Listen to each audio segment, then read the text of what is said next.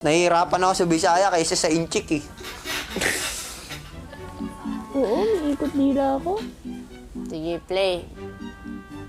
Parang tumitigas yung dila ko eh.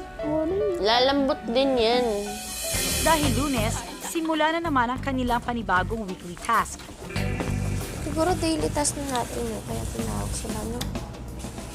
Yung tatlong Bisaya. Maayong buntag sa inyong tulo. Mayong buntag. Mayong buntag sad. Na mo'y weekly task. Bisaya. Ha, Bisaya. Bisaya tabi. Him, basaha. Bisaya, tabay. Bye, Housemate, bye. Abay. Napakasaya ko dahil lahat kayo ay kumakatawan mula sa Luzon, Visayas at Mindanao.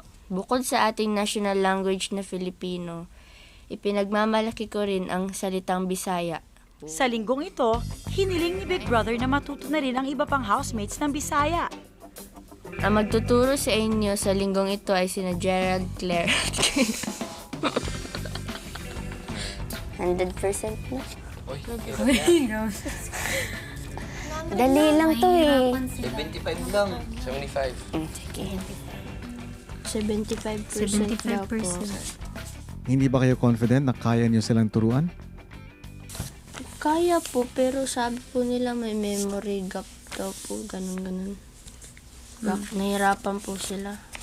Pagkalabas ng confession room, naghati-hati agad ang tatlong Visayan teachers ng kanilang mga assignments. Di shitting akong edad karon.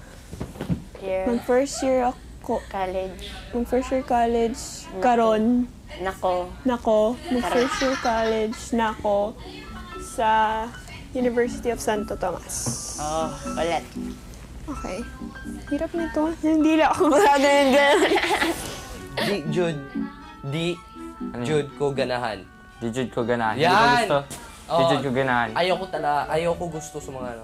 Di Jude ko ganahan mga bastos. Di, sa mga bastos. Di Jude ko ganahan ang mga bastos. Mas nahihirapan ako sa Bisaya kaysa sa Inchik eh. Oo, may ikot dila ako. Sige, play. Parang tumitigas yung dila ko eh. Lalambot din yan. Ganahan ko sa tao nga... Ganahan ko sa tao nga binuto... Buutan. Ay, buutan, tinuod. Ano yung tinuod? Totoo. Pagtuo. Pagtuo. Ah! Mababaliw ako dito! Tinuod yun yan, Olin. Mahirap talaga, pero pag may tiyaga, may nilaga. Seryoso ang pagtuturo ng tatlo, hanggang sa nauwi ang turuan sa konting asaran ni na Matt at Olin. Masing daw kinikit. Taong lubot. Olin, taong lubot! Dakag lubot. Oo, dahog lubot. Olin, taong lubot! Malaking puwet. Akong labot! Ano yun? Ay, ambot sa inyong duha. Yang asaran na yan, baka saan pa yan mapunta?